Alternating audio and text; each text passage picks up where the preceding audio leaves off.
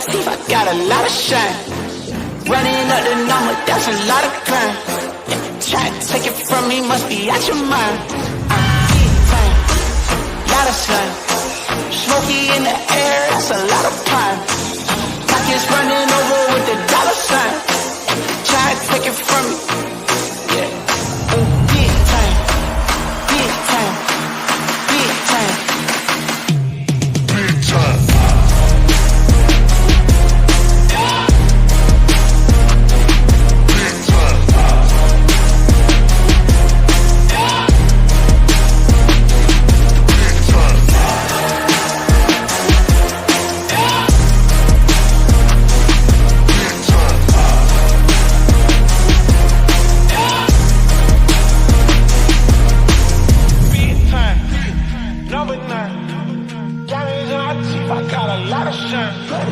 Running up the numbers, that's a lot of crime. Try to take it from me, must be out your mind. Lot of sun, smoky in the air, that's a lot of crime. Pockets running over with the dollar signs. Try to take it from me. Big time.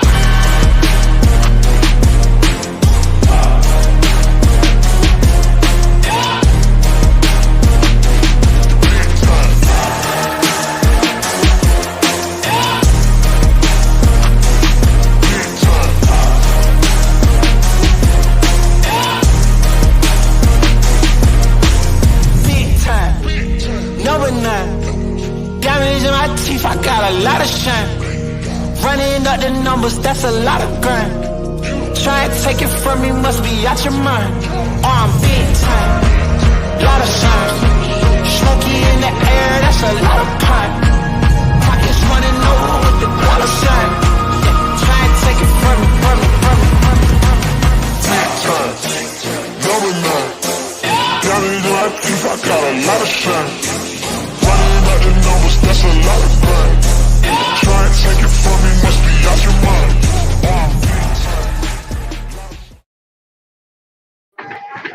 What's up, and welcome to a Thursday edition of the Ysn Power Hour. DJ Oakley here. EB is supposed to be there. We got Paul, we got Mush, and we got Quinn all loaded up on today's show. It is National Men Make Dinner Day. So, gentlemen, what are we making tonight? Paul, we'll start with you. Oh, boy. What can I pull out of the old bag of tricks? The girls like my macaroni and cheese. They're big fans of when I do macaroni and cheese. So that's always a good one. And instant or an actual recipe? Oh, they like the instant. They're all over that. They love it. What is it about your mac and cheese that's different? Probably the milk, cheese, and butter. I use more butter and less milk, so it gets a little more thicker and creamier than normal. And yeah, that's just, they love it. I mean, if you follow the directions, I always laugh. My one buddy, to a T, reads the directions and he measures how much water to put in the pot. I'm like, you're boiling macaroni. Who cares how much water is in there? Like, if there's less water or more water, it doesn't make a difference. As long as the noodles are covered, you're okay. No, he measures it. He reads the box. He goes, I follow directions. I'm like, it's macaroni and cheese, dude. Like, you did it in college. Like, are you kidding me? I don't know. That would be my thing, probably. I mean, I'd fire the grill up tonight, too. It's still not too cold to fire up the grill. So the question becomes, is macaroni and cheese a regular, like, is it the mainstay of the meal, the feature of the meal, or is it a side dish? Ooh. I think for an adult, it's a side dish. For a kid, I think it's the main meal. Okay. I really hope Barb's watching this right now. She's never gonna look at you the same again, bro. Never. Why? You know how much your boy hangs out, or you know how much your boy puts in his macaroni and cheese. So that just begs me to question, like, how close are you guys? And then you're talking about macaroni and cheese being a main course. What? For kids, I think it is. Oh man. Yeah, because you have a bunch of gingers walking around. Crazies. Rob, what are you cooking? All right, so I don't cook that often. but I have a sun-dried tomato chicken recipe that I do, and every time, I actually take red potatoes, and I got this recipe from Barb, but I take red potatoes, I boil them, I squash them, put olive oil on them, salt, pepper, garlic, and crisp them in the oven. French style green beans, and every time I make that, there's nothing left over. So I guess it's pretty good. Wow, that's legit. Quinn, what are you making? Chipotle. Picking it up and bringing it home. I think we're in the same spot. Yeah, I ain't making anything. Like, who am I cooking for anyway? I'm cooking for myself. Like, I ain't cooking for my family. They can do that themselves. Wow. I'm not going to be home until late. I get home and they're asleep, so I'm not waking them up to cook them dinner. I'll cook them dinner one other day. When I cook them, I'll cook them chicken parm. Okay, there we go. That's all you needed to say. That's what we'll get to. You don't need to be difficult. Just tell us what you're going to cook. That's all. EB is supposed to be on the show. Where did he go? Coaching. He's got a coach. That's why he hasn't been here. Well, Why he's supposed to be right there in the middle? He should be right in the middle. All right, we're going to go remove for now until if you see EB down on the bottom, Quinn, pop him back on. But as far as mine, listen, I don't cook very well to begin with that I know about. I used to be able to grill pretty decently, and then the grill fell over, and we never got a new one, like 10 years ago. So there's that. So I'm going to go with good old McDonald's. I'm really good at saying, hey, where do you want to go? Or what do you want to eat? And she says, this or that. And I pick it up. That's what I'm really good at. Wait a second. Are you telling me that you guys actually agree on what to eat? And it's just like that? That sounded way too easy. Yeah. There's usually a, what do you want? And I say, I'm not picky. And then she goes, well, let's do this. Wow. Okay. It was not always like that. It was not always like that. I was about to say that sounded way too easy. Yeah. I love her. Yeah. She did not make decisions when we started. So it would be to the point where, because we used to work together, and we'd be driving home from the Pittsburgh area, and I would make her make a decision, or we didn't eat out that night. That was it. We would go home, and she would have to cook. So it started rough, but then it got better and faster, and now we have a thing. It's okay. You pick, and I'll go get it. So, man. 13 years in, and I'm still where you want to go. Oh, what do you want to do? Listen, I'll eat anywhere. I will find something on that menu that I will eat. Like, just say, I want Alberini's. I want this. I want that. Say it. I want it. Okay, great. If we're both hungry, a seriously legit butter knife fight can break out. It's bad. I saw a thing that said, like, if I say I'm hungry, you got 13 minutes till stuff gets real. So, yeah. I know when she's usually she's usually really good at that stuff. But I like eating at home. I do. Like, I think food's gotten way, way, way too overpriced. Even McDonald's, man. I just paid $4.79 for a McRib. A McRib. Like, it's just meat put together. It's not even like real meat. I don't know. Health insurance policy that they give you too, though. What's that? Isn't that part of like that health insurance policy they give you when you eat the McRib? What? There's health insurance policy with stipulations on eating McRibs? Yeah, those things are terrible. I ate one the other day. It was like cardboard. Heart attack. It's terrible. Go closer to the mic, damn it. It's a rib sandwich. The mic's all messed up. Anthony coughed into it or something, I think. You had an hour. I tested it. It sounded good. It sounds fine. Yeah. But you have to talk into it. It's crazy how that works. Yeah. Hey, and there's nothing wrong with offering leftovers to somebody coming over your house. I'm sorry. Especially if they just come over. I was eating my customers' leftovers last night. Yeah. Listen. There was plenty of leftovers there from the night before. No. Had to order a whole new meal, wings and pizza. Like, you weren't enjoying that anyway. I'm the leftover king, man. If there's leftovers in there, I'm the one that has to eat them. Nobody else will eat them. I'll eat them. So I'm not a big leftover guy. Really? Oh. I am. Sarah hates it, but she cooks like for 30 people and we're eating stuff for a month, and I'm like, all right, I never want to eat this again, ever. Making spaghetti tonight, 5 boxes in the thing, and you're like, it's just us, right? Dude, the army coming over. There's so much of all of it all the time, and she's like, that's what the recipe called for. I'm like, what are we? Is this the United States Army cookbook? Like, what are we doing here?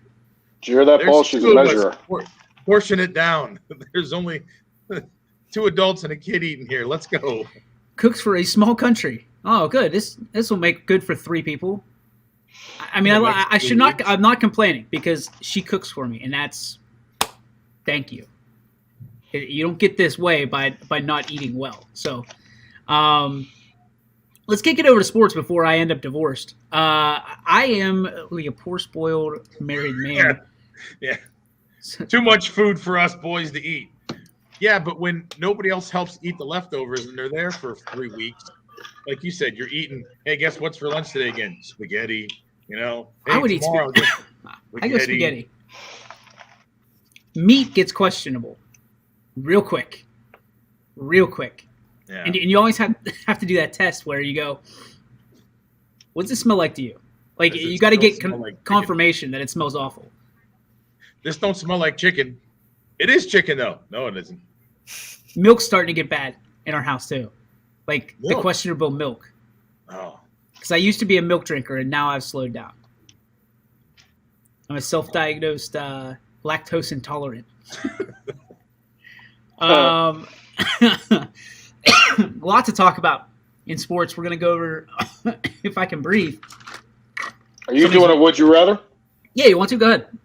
I got a good one today, actually. Oh, mama. All right, We'll ready? see about this, Rob. No, it's a good one for real. All right. Would you rather adopt a British accent every time you're having a serious conversation or laugh every time someone cries?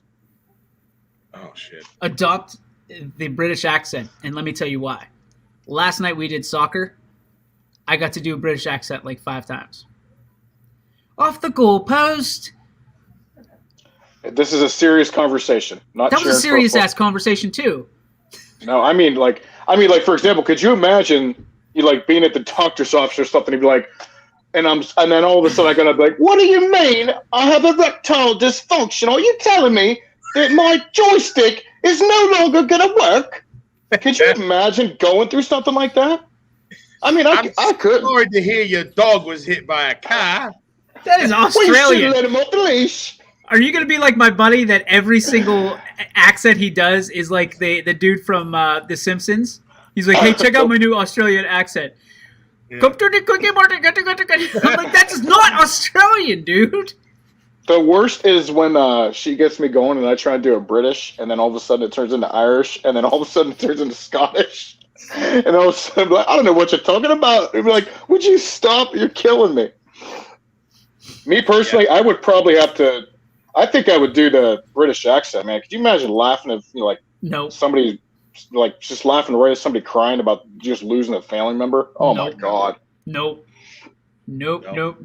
I could not do that. The British accent, though, like if you do it bad enough, I think people will laugh anyway.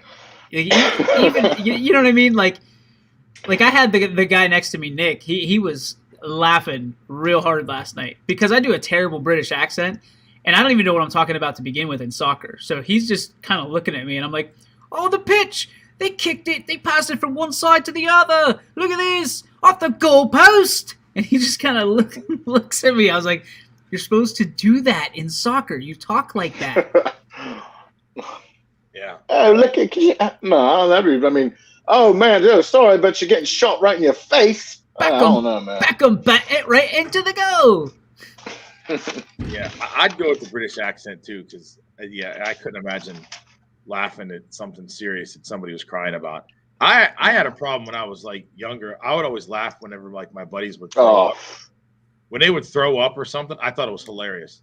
And they'd be sick or they'd be like, from a night of enjoying some beverages. And I would just constantly laugh at them because I thought it was, and they're getting sick and they're like, oh my God. I'm just like giggling because I thought it was funny to hear them throw up. And then if I'm not supposed to laugh and I know if I'm around somebody, like for example, let's just say I'm going to say either my brother or even Mike Cusack. I have a story about him, but if I'm not supposed to laugh, I'm done.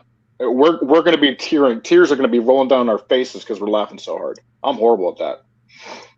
I'm really bad when it comes to serious moments, and like somebody either lets out a fart or it sounds like they let out a fart, but they really didn't. Like, I'm done. It's over. I can't do it because. How many times have you been through that in your life? Way too many, and I've never done it myself. Like and this is really, really insensitive, but we were at a funeral one time and somebody like moved, and I still can't decipher if it was a chair or if it was that person. And it was like the quiet part, and it just and I was like, dude, that's a fart. That's somebody just let one out. And then it's, whoever smelt it dealt it kind of stuff. You know what I mean? Because now everybody's laughing because they all heard it. That's hilarious. What's worse, a silent, violent fart or a loud, proud? I would say a loud one. I mean, if you were in public, I'm not even allowed to pass gas in my own house. But if I was in public, and I would just be so embarrassed because I'm not used to it. So at least, I mean, if you pull one of those silent ones out, you could like skip out real quick and just let everybody else worry about it. Yeah, if you figure out the art of a silent fart, you can do some damage. But it's the loud, proud ones that you're gonna get in trouble for, because like when you get to a certain age, like you just fart like nobody like. But when you're a kid, I'll never forget in 7th grade, dude. I farted. I was holding it in so bad, and I'm sitting there, and I'm like, my stomach hurts so bad. I'm like, and there are like pretty girls around you, and you're like that stage in life. You can't fart. You can't fart in 7th grade and get away with it. So like, I'm sitting there holding my stomach, and all of a sudden, like, it couldn't go. And I was like, I waited. I waited. Over there. I'm like, all right, man, I'm gonna wait this out because everybody's looking at me, and I was like. That guy. It was that guy. So I waited like 5 minutes. I'm like, all right, the storm passed. I got up, asked the teacher to go to the restroom, and then like let the rest of it out, came back in, and everybody's like actually if you go for her question too, it might actually be bad. Like, for example, what if you did a silent and you were stuck, like, I mean, whatever, and you couldn't move, and then somebody's walking over to you, and you're like, oh, no, you got to get away from me, please, for the love of God, don't come over here. So that actually might be bad, too. Paul's mom used to ask, don't you make him leave the room when he does that? And I said, if I did that, I'd never see him again. Yeah. Never forget when this kid farted silently so bad, we had to exit the gym. The gym? Oh my God. What the hell? Oh my God. I don't think I've ever seen anybody clear a gym. You blow up a gym, you got some issues. Oh my God. And it's the silent ones are always the worst. Those are the ones that are like sulfur. And it's like you're like, oh man, I could just melt somebody's face off. How quickly do you scoot away from one of those? Because you're the one that smells it first, because you know what happened. Like, you're waiting for evidence, right? Dude, I'll be in the produce section at Walmart, and then all of a sudden going to get dog food just because what I'm like, hey man, how'd you get to the other side of the how'd you get to the other side of the store so fast? I'm like, what are you talking about, bro? You had a jet propulsion system in your butt. Welcome, EB. What's going on, man? We're just talking about farts, man. That's about it. I noticed. It's good timing. Do you have to fart? No, I'm just good timing. All right. Great combo. I don't even know where we were going with this. You said something about sports. I can't remember. It was the would you rather, and then all of a sudden it just went sideways. Yeah, we're sideways. We have some games to talk about. First, before we get to any of them, last night, Crestview with a huge win over Ursuline. I'm still thinking about forks. I can't help it. That's all I can think about. Crestview with a huge win over Ursuline, 6-2. Nick Baylor did an awesome job last night on the call. I just kind of played around with the video camera and tried to make sure the ball was in the frame. So the Ursuline Irish season comes to an end. Crestview keeps on rolling. Howland also lost last night, which was a big surprise to many. They lost, I think, 2-0 in their game. So the final teams are among us, boys. Crestview will play on Saturday, as I understand it. So far, we have not been contacted for that game. Tonight, though, we have the Western Reserve and Wellsville game at 7:30, and before that, Crestview against Independence. Now, Independence is the volleyball, right? Yeah, this is volleyball. Okay. They are the returning champions, state champions. So if Crestview is able to get a win, and Crestview, remember, is undefeated at this point, they knock off the defending undisputed state champions. How big is this for Crestview? To get a victory like this is program changing in my book. Do you guys feel the same way? For yeah. sure. Who was the state? Who were the state champs? I'm sorry. Independence. Oh, okay. Well, I think this has always been like the Crestview volleyball Achilles heel. They have a lot of district titles, and even before is it Coach Hour who's there? Is Yep. it Alicia? Yep. Like before Alicia, and I think it was during Alicia's years when they had Judy Gregory. Like they've always been the cream of the crop in this area when it comes to volleyball, but they could never get over that hump in the regional. So I think if there's anything, the time is right, and I think that would be just a huge notch in Coach Hour's belt if she could get them past not only Independence but to move along in the tournament. Anthony and Ty did a really good interview yesterday with, I think, some of the seniors as well as Coach Hour. And, basically the synopsis was Coach Hour said, hey, they're good, but so are we. And we're going to put our best foot forward tomorrow night. This game is going to be brought to you on YSN, brought to you by Columbiana Ford. The Wellsville game with Western Reserve is going to be brought to you by the American Legion in Wellsville Post 70. So special thanks to those sponsors and for the people basically going out and getting them for us to make sure that these games are on the air tonight. Again, Crestview versus Independence. That game's first. Anthony's going to have the call at 6 o'clock. Then Gary and myself will have it at 7:30, which I'm hoping that's the time it starts because it is a hour and a half to get there at Strongsville. So Papa Yoke's coming back late night tonight. BMAC saying, yes, this would be huge. Independence is volleyball power. I know they have a girl on Penn State's volleyball team, graduated a couple years ago. Yeah, that says something. That says something. I still have something like Brandon's profile picture still bugs the crap out of me because totally don't know which that one is him. Yeah. Crouching. He's the little guy crouching down there. He's not little. He's tall. He's a tall kid, but he's just crouching. Crouching Brandon Hidden Tiger. I mean, like, For the longest time, I thought he was the ref. So did I. It could have been a fan, coach, anything. So make sure you watch that tonight, obviously, and then tomorrow, back to the $9.99 football. Pay for one game, watch them all, and we're gonna go over some of these games here. The rest of the show, it just. Not so much because honestly, I don't know where I'll be tomorrow. Just let you guys know because I have an appointment in Cleveland to talk to a school that's interested in YSN. So I'm not sure if I'll be back for the show, so we might as well talk about it a little bit. Maybe not in depth as much today, but let's talk about this Fitch Hoban game to kick things off. Ty and Eric will have the call. Hoban is a absolute powerhouse, but Fitch seems to play up better than any team we have at YSN. Do you feel like Fitch can live up and battle against Hoban, which is Hoban seemingly always in the state finals in some capacity? How do you guys feel about this one?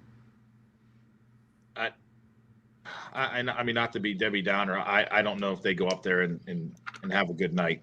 I think Hoban's just – they're ready for him. I think Fitch is playing good football, and they've played some good teams, and they've held their own, but it's tough. It's tough when you've got those traditional powerhouses that are out there. Your St. Ignatius, your Cincinnati Molars, your Hobans and stuff. I mean, you've got to play a damn near great game and hope that they mess up a little bit because they're they are who they are for a reason. So, I mean, that's going to be a tough one. One of our only away games, too. Everybody else is home. Quinn, you love Hoban. You've always loved Hoban. I respect greatness. That's the way it works. And I mean, Hoban's good. They're a very good team. They're coming off a 49-0 shutout win in round one. Like Paul said, they've been there. They've played a loaded schedule. They're Ohio football. They're what you got to do. And I mean, if Fitch capitalizes on all the mistakes that Hoban has, and plays, like Paul said, a pretty close to perfect football game themselves, I think there's a shot. But if I had to pick, I would say Hoban will take care of what they have to do. I love what Mark has to say. Any given Friday, man. I mean, yeah, that's very true. But when I'm sorry, go ahead. If it were up to some of the pundits in this valley, Fitch would have been out last week. If you think about it, nobody gave them a chance against the Raiders, and here they are. So I like Fitch's chances. I like them as the underdog. They always seem to play up. So Hoban, be ready. Go ahead, Rob. I was just going to say, that's right. Any given Friday. It's more or less any given Sunday, though. I mean, when you think about it, high school matchups like this, if you look at who Hoban's lost to, these teams are unbelievable. And Hoban's schedule is unbelievable. And, just in me saying this, I would love to see Fitch beat this team, but I think they get obliterated. And I would hope that Fitch would use my words to hopefully motivate them to show up on Friday, because I really think it's going to be a bad one. A little bulletin board material you're trying to pass on. I like it. Yeah. Just put it up. Let's show Mush that he doesn't know anything about high school football. Mush the douche says. Mush the douche. Did you hear what Mush the douche said? EP, what are you thinking? I mean, yeah, Rob's right though. Like they play a heck of a schedule. When your losses are a St. Iggy, a St. Ed, and some school from New Jersey. I mean, here I'm gonna. Who's undefeated, by the way? Right, I'm gonna correct Quinn. Hoban is Ohio parochial football. Like that's they're good, and they get to draw from a large and a talented pool in the Akron area, but also the last 2 or 3 meetings, Fitch has been the team that won. So you're in the playoffs for a reason. Records really they show who you are and who you've been, but they don't show who you could be. So it's like Mark said, any given Friday for a reason. Fitch and Hoban tomorrow, 7:00 right here on YSN. Again, Ty and Eric have the call. Hubbard and Canfield.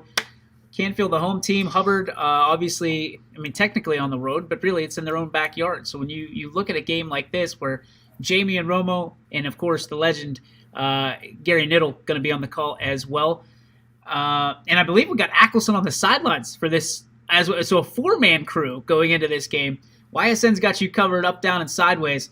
On this one, I really think this could be one of the biggest games of the night. I know there's a lot of people that feel like Canfield is going to just go hammer down, but I feel like every time you do that to Hubbard, they show up in a big game. And listen, I don't think anybody looked at Boardman and said that was going to be a close game or nearly as close as it was, with opportunities to win it. So Hubbard could be in for a little bit of a surprise tactic against Canfield. Do you guys believe that? Paul?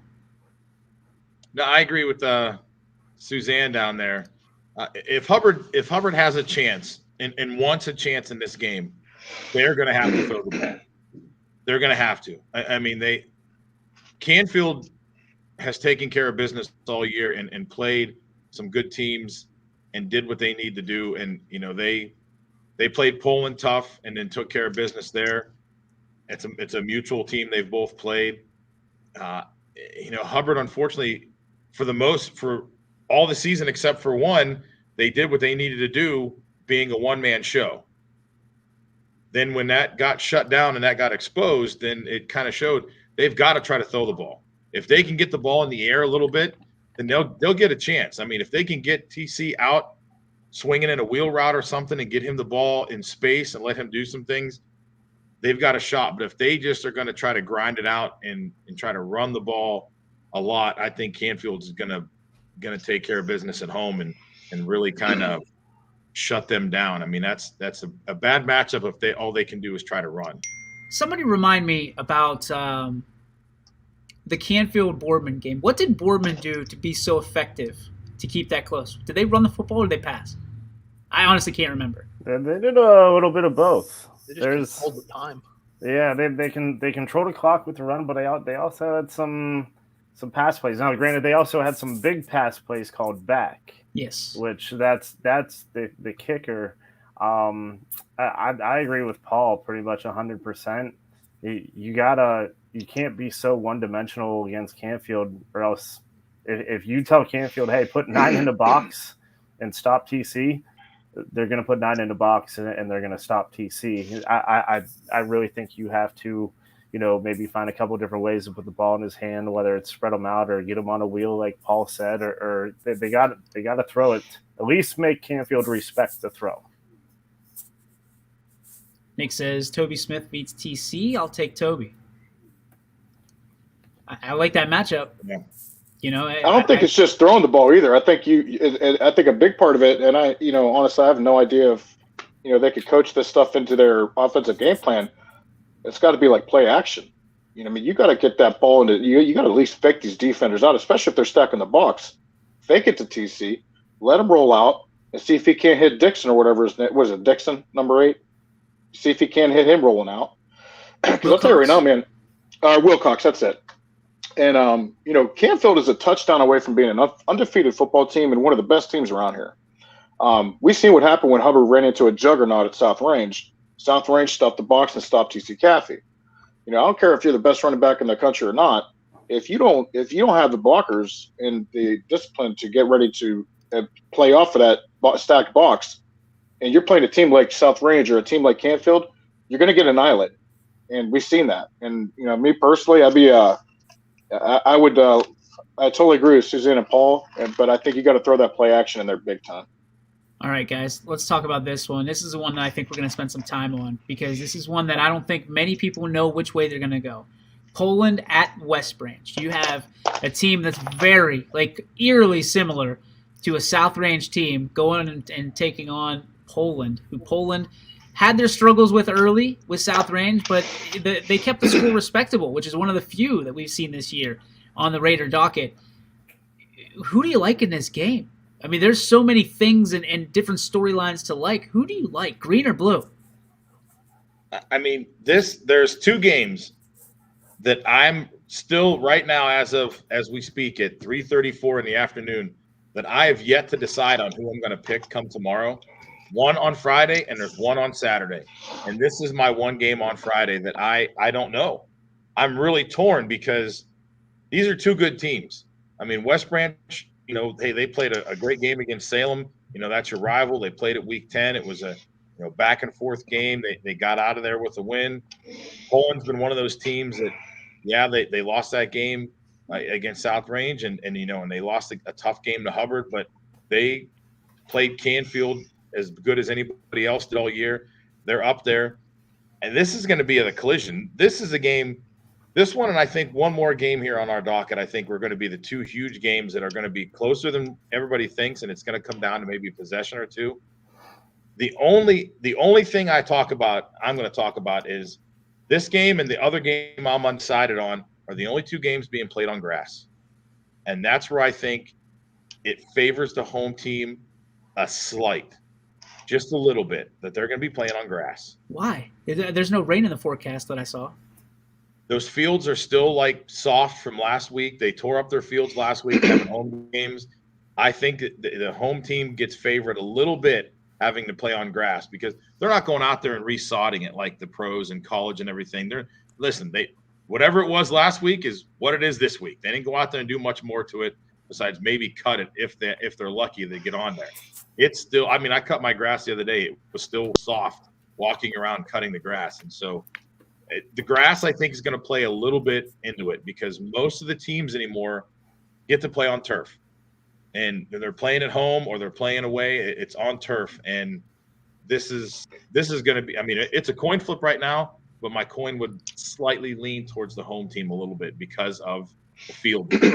Mikey G chiming in from WC from Westminster College. Got to see him this morning. This will be a great matchup between two really good quarterbacks, Drew versus Jack.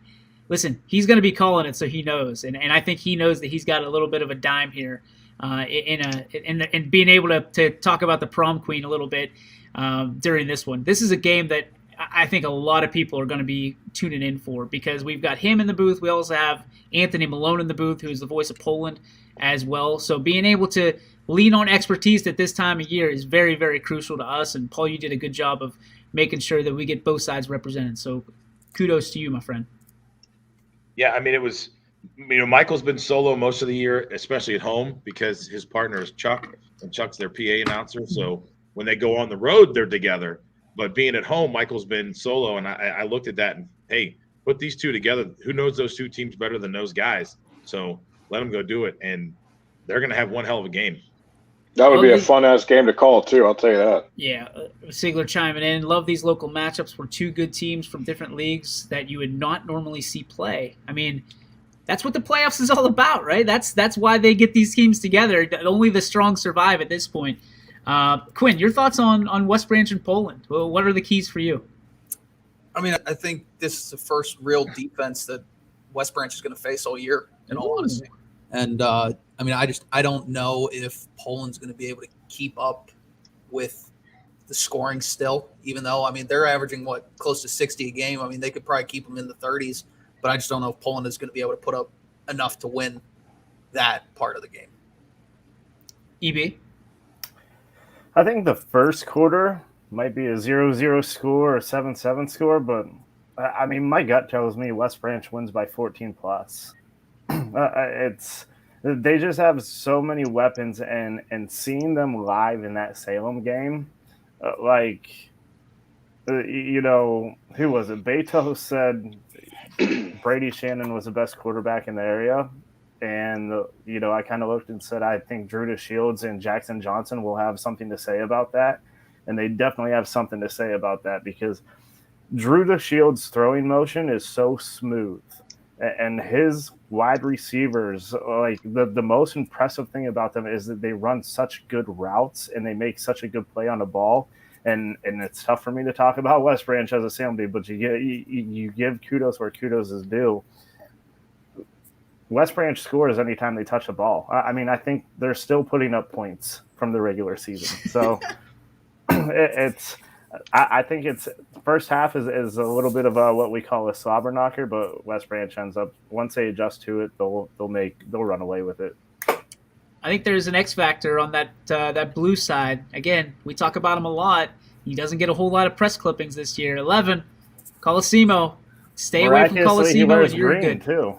No, I think. Yeah, does he wear the green today or on Friday? Will he wear the green, or we tuck it away? The story behind that is absolutely awesome. He definitely should, and he should always rock that. Yeah. I just think Poland needs about 11 of him to really shut down every weapon West Branch has. I wish. I don't wish. I know every coach would back you up in that sentiment. If they could get 11 Nick Colosimos, they would take 11 Christian Colosimo. Sorry about that. Nick's the dad, of course, a good friend of the show, and of course myself and Rob. If you can get 11 Christian Colosimos, you're taking them every single time. That kid's got so much heart, and that's why I think he's the X factor. If West Branch can keep him silenced, and Rob, you can agree or disagree with me. If they can keep him silenced, they're going to be on a roll here. But if Colosimo has a breakout game, Poland is going to be dangerous in quarter 4. Christian's not even the green shirt because he does wear it every Friday. And the gold cleats, if you see those things, just watching it play, I don't know what it is, man. But just the first thing that just comes to my mind is just badass. And the thing with Poland, and I'm torn on this game too. I want to get the pick for the win, but at the same time, I want to support my Poland buddies and their kids. It's going to really come down to, in my opinion, I think it's just going to come down to Jack Fulton and Drew Shields, who plays better. I think they're going to – we've talked about this before during the season, how teams will actually start to move away from Christian in the second half so he can't get his tackles and everything like that.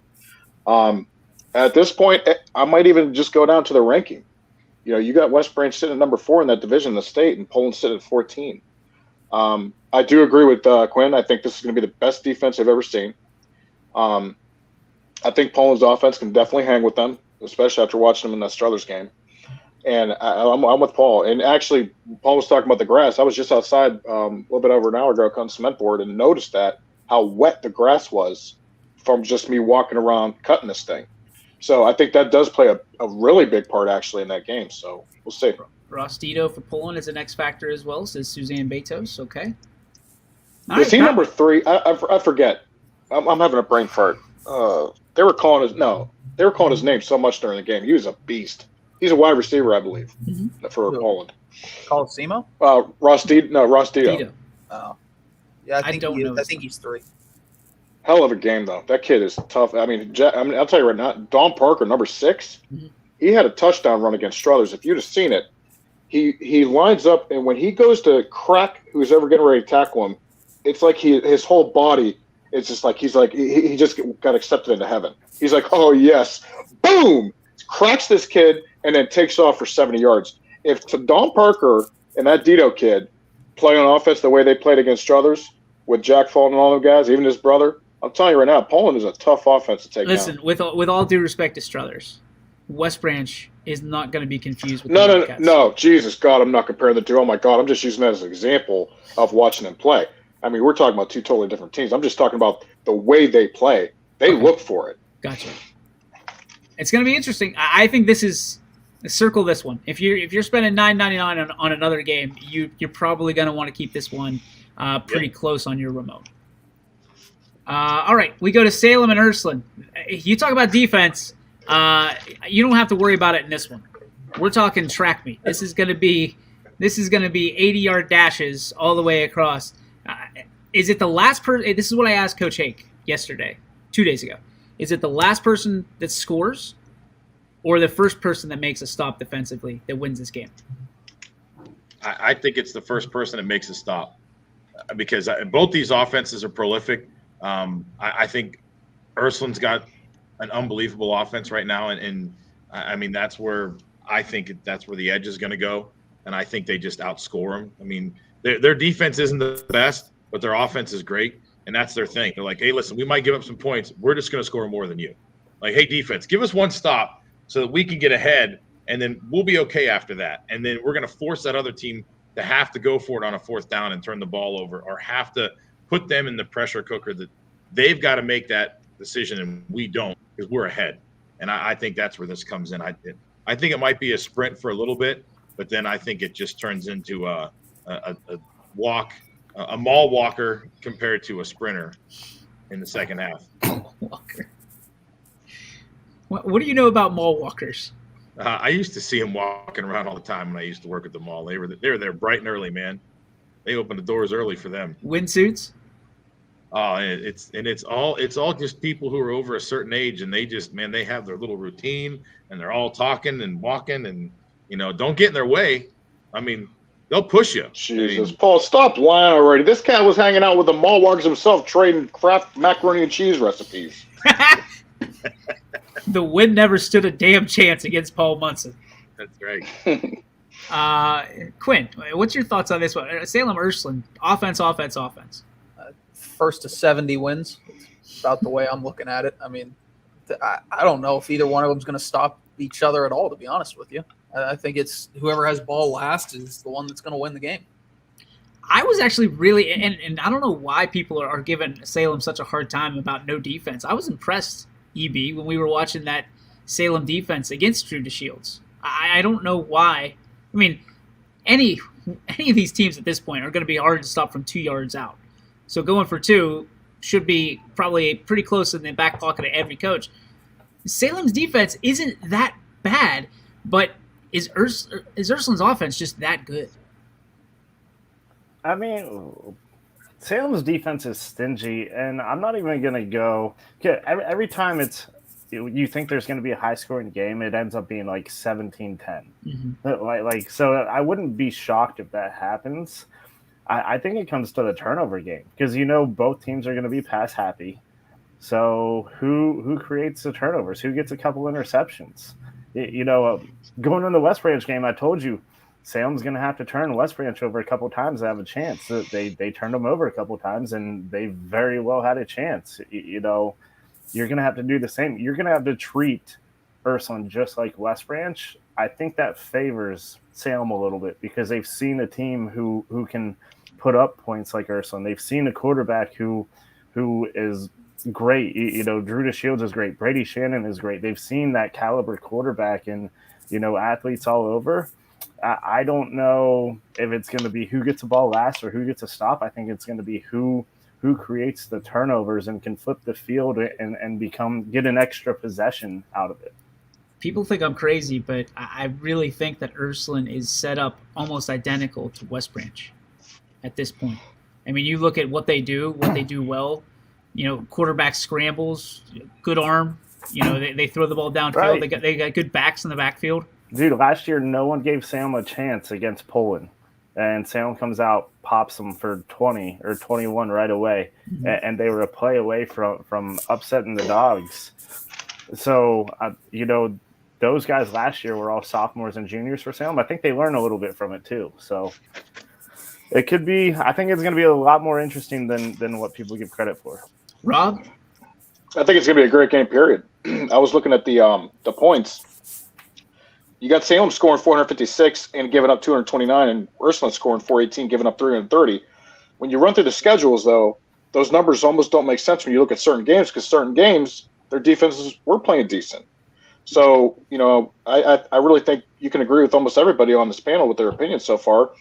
I think it personally comes down to the last play myself. I really want to believe that's going to be a one-touchdown game or 3-point game, whatever.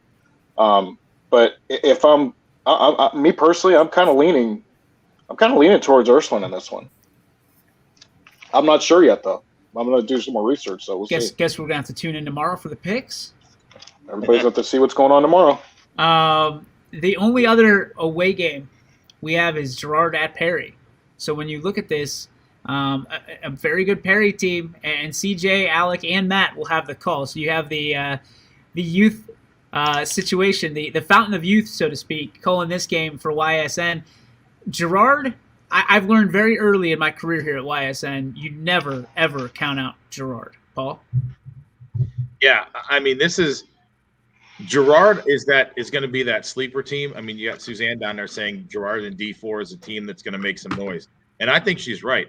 I definitely thought they were going to go up to Gilmore Academy last week and do some damage as a 12 seed. They get the 4 seed right now in Perry, and these two teams are eerily similar. Like the teams that were good, they lost to. The teams that were middle of the road and kind of like just above 500, they beat, and they both scored points. I mean, Perry scored more. Perry's scored a lot. They're a scoring team. And you look at they're scoring 40, 50. They're scoring a lot of points. But Girard, you go look at Girard. Listen, they lost to Streetsboro, and then they lost to you want to call them the Big Three in the NE8. They lost to them. But everybody else, they played, and they played tough, and they scored points. Last 2 weeks, they've scored 49 points back-to-back. So this might be a 4-12 in the books. This is going to be a hard-nosed game. And, my pick tomorrow might surprise some people, but I like the chances that Girard has in this game because spoiler alert. I don't think that they're going to be afraid of the number 4 team. I think they're going to go in there and say we're just as good as you are. We don't care that you're 9-2 and we're 7-4. Have you ever seen Coach Pearson? Like, does that look like a guy that's afraid of anything? No. I like that guy scares the bejesus out of me. Nicest guy ever, but he's like, if you wake up in a dark alley and he's the guy at the end of the alley, it doesn't matter what's on the other side of that alley. You're running the other way. Well, imagine him standing right next to Nick too. Pass. Him and Nick, who's the AD there. Him and Nick Cochran come out and they're standing there going, "What's going on? Nothing. Good. See ya. Gotta go. Bye." Anybody else with some input on Girard Perry that wants to get it across tonight? I kind of like Girard in it. I think a couple of weeks ago, they were starting to figure some things out, and they got rolling. That bus ride up to Perry sucks, but dude, the playing up at Perry, that's a gorgeous place. I think Girard played a tougher schedule too. So, I mean, the losses that Perry had was what, Kirtland and like someone else. Kirtland, and they Kenston. played Kenston, yeah. So I just think I'm biased. I think our brand of football in the Youngstown area is better than Ashtabula County. We're just a little more tougher nose. We're a little more smash mouth. So I think Girard goes up and pulls out a dub. I like it. I like it a lot. I don't see them putting up a lot of points against that team, though. Perry does have a good defense. Got to make them count then. Yeah. All right, Bel Air at Garrettsville. These are the Saturday games. We will have the coverage from Garrettsville. Thankful to Garrettsville Garfield for the school taking care of that. This will be the last week for that, as it becomes neutral sites after this. So, does Garrettsville Garfield get to the next level, Paul? I do. They're destined for the game against Kirtland. So I mean, Garrettsville is just a juggernaut right now. Those 5 running backs that they just platoon in there is just insane. And I think they're going to take care of business against Bel Air, and they're going to say, bring on Kirtland. Let's go to a neutral site. Bring the Hornets on because we're ready to end their winning streak. So, Quinn, are you telling Bel Air to grab their toothbrush and their blankie because they're going to go night-night? Sure, absolutely. They're not going to stop Garrettsville. There's no way. All right. EB? Yeah, I'm with Paul. And I always feel like Garrettsville has a chip on their shoulder. So I'm kind of on their bandwagon ever since we did our first primetime there. Like I've been on the Garrettsville bandwagon. So I think they take care of business, and I think they won Kirtland. Mush? I think this is possibly one of the only sweep games, and let me just say it this way. Really? You better hope so, because I think it's going to be a sweep. And I have one of the best Jeff Bezos references you'll ever hear in your life, and I'm saving it for this game. All right. Crestwood at South Range. I thought this one would be a sweep, but I guess maybe not. Yeah, Oh, okay, yeah. Well, then you better get another one there, Ginger Cowboy. Yeah. I mean, listen. I mean, the Raider train keeps rolling, man. They're just they want Kirtland. You ask these kids, they want that rematch. You know, that might not come to the regional finals, but they're looking one game at a time. They are. Yeagley's not going to let them look too far ahead. But you ask the kids privately, they come in my room and they see this right here. You know, they What are the things you ask those kids privately, Paul? What's that? When I say that, like, in the classroom, they're not out there in the field yelling it out, but you're opening up publicly right now. They're sitting here looking at the brackets, going, "When can we see them?" I was like, "Hey, you're going to see them or Garrettsville." So I mean, that's going to be a tough game, but they're taking it one game at a time. They see Crestwood in front of them. It's their last home game this year. They want to finish undefeated at home and say, "Let's move on to that neutral site next week." And I think the Raiders are going to have a fine evening, scoring their 40-plus points they've been doing all year. Their shirts next year are going to have DTM on the back. Don't tell Munson. Instead of it's time, it's going to say DTM. Don't talk to Munson. Quinn, you like South Range in this one? Yeah, not even close. Does anybody not like South Range in this one? I forgot about this game. I think this is going to be an absolute blowout. Rob's got to think of another Betos reference. Oh, no, I already have the other ones. I'm just saying I found I'm not even be able to get it out. I got to literally practice saying it tonight. Every time I think about it, I start crying, laughing. This is a game we still need a sideline reporter. So if you're out there and you want to cover some South Range football, we need a sideline reporter for this one because wait, where is that game at? At South Range, being that it's their last home game of the season. Oh, yeah.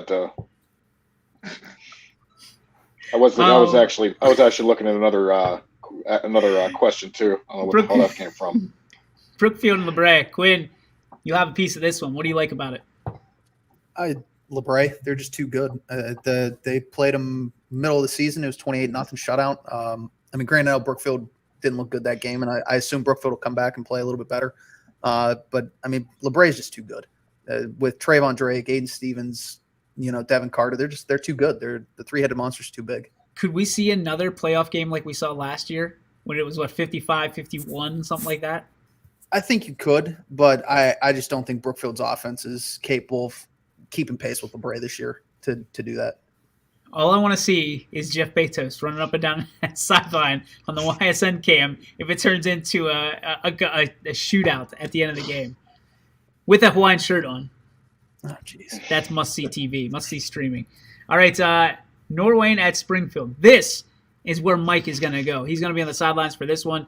He was on hand last year for this one. This was the infamous Boilermaker game last year at Springfield that propelled Springfield on to the next few rounds and into the state championship. Who do you like, Paul? This is that other game, I got to believe. This is the other game. You're correct. Again, because it's on grass at Springfield. And like you said, like you just alluded to everything there, this is the Boilermaker game that they had to come up with the trick play to win that game at the end of time frame. Again, I'm still not sure where I'm going with this game because that was a very tough game last year that they had to win at the last minute, but that was with all the weapons that they had. They don't have all those weapons. Granted, yes, they still got the main one, which is Bo. But when you don't have those other key guys that he had last year help draw up some of those trick plays, this is where it's going to be tough. I mean, being at home, again, playing on the grass is going to benefit them for sure. But Norwayne's, they played there last year, so they know what to expect with that field. So this is going to be a tough one. This is going to be another coin toss, I think, for sure. Quinn? Yeah, I'm right there with Paul. I really don't know where I'm going yet with this one. I got to look into it a little bit more. Obviously, listening tonight, Steve's going to interview Coach Guerrero and a couple of the players tonight, so I'll be able to kind of get a better gauge on what they're thinking and feeling. Right now I want to lean with Springfield because they do have Bo, and I can't bet against Bo by any means. But it's a tough one. It's going to be close, and Norwayne's a good football team. EB? Yeah, I mean, it's going to be close. Springfield graduated a lot of weapons, but I'm going to assume so did Norwayne. So they're two different teams. I always take that into account, and this is Bo's farewell tour. I think he's going to will them as far as they can go because that dude has some unfinished business. He's had the taste of it, of being at state and being a couple minutes away from being able to hoist that trophy. He's a gamer. I actually got to talk to Doug Phillips the other week, and we discussed Bo a little bit, and he goes, the dude knows how to win, and he just knows how to play. He goes, you can't find something you don't love about that kid, and I agree 100%. He's going to find a way, and if he can't find a way, he'll make one. Rob? Yeah, I mean, I'm pretty sure I know where I'm going with this one. Me personally, I think Springfield's defense is going to show up a little bit better than Norway's tomorrow. And then if you go off just the useless stat too, I mean, Norway got their butts kicked by Hubbard. Springfield got their butts kicked by South Range. It's like you start comparing that stuff. And, I mean, I think I know where I'm going. But if I had to look more into anything, I would probably look at Springfield's defense playing a better football game than Norway's offense. I'm just going to lay it on the line right here, as a matter of fact. Talked to Coach Guerrero a couple weeks ago. Gave me some stuff about some things that I said prior to the Louisville game that it was going to be a shootout. Springfield by 100. They are going to come up prepared because everybody hears about Norway and it was a fluke and this and that, and we had to do special trick plays to get. Springfield is going to bring it, and they are going to be like a hive of pissed off hornets, and they are going to attack Norway. Like a tiger? No, like a bunch of pissed off hornets. I've never seen a bunch of tigers together. You said attack. I said, are they going to attack like a tiger? No. Like a bunch of hornets. I had the hornets all set up. They're going to sting, Paul. It's a sting. But they're tigers. I was trying to let loose my pick or nothing like that, but I was going to say I think Springfield kicks the living crap out of them. Yeah, I'm with you. EB hit the nail on the head. Norwayne is a different team too. If it was last year's Norwayne team, sure, I'd probably have more. But I looked at some of those scores that Norwayne had, and there were some. Rob nailed it. Common opponents, and you just go, okay, well, good luck. Best of luck to you. Because Springfield is a different animal in the playoffs, as we all know. So, yes, Paul, they can attack them like tigers. Let's go Cuyahoga Heights and JFK. Now, I will tell you a little inside information on this game. If you were to watch the Cuyahoga Heights and Valley game from a week ago, 3 touchdowns were called back via the yellow flag. That drew a lot of interesting, comparisons, interesting words by all in attendance, and to the point where some of those in attendance were trying to get on the field, I was told, because there were some frustrating calls. So with that being said, I will take JFK by 1 million. This might be a 58-0 game. Yeah, I think myself personally with JFK, everybody was hoping for the Valley Christian JFK matchup, that Valley Christian was going to pull off the upset against Cuyahoga Heights, and it was going to be that. And I mean, Cuyahoga Heights won by 3. I mean, it was a 16-13 game. So I agree. I don't know if this is even close. I think JFK just comes in there and takes care of business at home and says, next. Yep. Yeah. Quinn. I mean, I'm not worried about JFK playing anybody until the last game of the year. That's when I'll actually look at somebody else. They're the last D7 in the YSN family. Now, Southern is still alive, but they're not YSN. I'll preface that. EB. Look, Cuyahoga Heights, I'm pretty sure, changed their nickname to just Cuyahoga Heights Athletics, and I don't care what you change it to, you are not going to beat JFK. It's JFK by 1 million, by 58, by 100, by draw whatever number you want, JFK wins. Boito? Is this game being played on grass? Because it doesn't matter. JFK is a totally different. JFK is a totally different football team when it comes to the playoffs, and I think everybody can agree. There's something about this school, this football program, in general, when it comes to football and playing serious football, the later on in the season, the better they get. And Cuyahoga, I mean, if I'm going to predict the score, I'm going to say 48-6 because of a missed extra point. Did they get that touchdown early or late? I would think they kind of give it to him at the end. Okay. I think this. I'll say 35-0 first half. There it is. Especially if they're pissed. You know, it's one thing if you're just going to show up to a playoff game and it's not like this team is in the playoffs because they're a horrible football team. We're in the second round now. You know. Now keep in mind, Cuyahoga, Rob, knocked out JFK 2 straight years. That was 2 years ago? Okay, that doesn't matter either. Okay, because there's no ifs, ands, or buts. If you have a team with a program like that and they're pissed off at you or pissed off in general, then they're going to come out to a 35-0 first half. Well, there's Jeff Bezos being Jeff Bezos. JFK by 69. Nice job, Giggity. Jeff. Goodness gracious. All right, it's that time of day, gentlemen. Spark it up.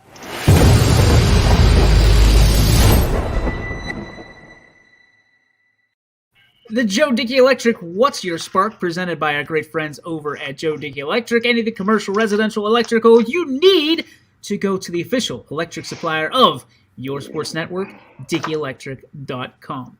Polito. Yeah, mine's a negative spark. We were told we were wearing pink today in honor of somebody here at the school, and I don't have a lot of pink, if any, but this is a shirt that I do have, and it's a nice shirt. And I totally forgot why I haven't worn it in a while. And it's right there. I pulled the arm open again on this shirt. It's like the second time I've done it. And I didn't notice it for a while. And then I'm like, why is there like a little breeze on my elbow earlier? Because I keep my room like 68, 67 degrees. Everybody complains it's cold in here, and I don't care. And I'm like, why is there like my arm got a little chilly? And then I noticed that there's a hole in my elbow again. Paul's weenus is cold. So, Paul, you have a cold weenus. So I was watching Tommy Boy last night. Yeah. So, yep, I got a hole in the elbow. Not happy about it. Quinn. Pisses me off. Positive spark. I'll give it to Ty and Anthony today. I got to watch some of those coaches' corners. I mean, I've been watching them for basketball since they've been posting them and stuff, and it's just pretty cool. It's pretty cool seeing all the different coaches, some of the new coaches that are in the area and stuff, and just kind of hearing about basketball because I care more about basketball than any other sport. EB, maybe there it is. Negative spark with Paul. You didn't tell me we were continuing the picks for high school as we got into playoffs. And then you start sending out these results, and you're like, "Oh, I only missed one, and I second guess this, and this is people's, overall records." I was right in the thick of it, man, and I'm glad that you ripped your shirts now. Well, I mean, it was clearly stated on our one text thread that we were going to continue it into the playoffs. So please screenshot that and send it to me because I did not receive that. Absolutely. Certainly will, because I make sure I always keep text messages. So, all right, this lady reminded me of all over again today on Facebook. This is my friendly reminder to all you people out there. Listen to me. If you're sensitive, it's bad enough. If you're sensitive and you whine about everything, it's even worse. If you're sensitive, you whine about everything, and you're easily offended about everything, you literally are softer than Roseanne's son, DJ. You suck. You need to. Nobody cares about your feelings. I guarantee you, nobody cares about your feelings, especially people you don't know.